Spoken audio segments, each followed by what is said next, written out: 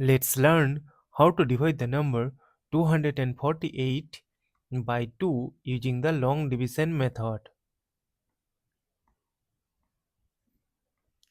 Consider the first digit 2. We know that 2 times 1 is equal to 2. Subtract, we get a 0. Now this 0 is less than 2. That is why we will bring down this adjacent 4 here. Now see that this is the number 4. So remove this 0. And we know that 2 times 2 is 4. Subtract, we get 0. Again this 0 is less than 2.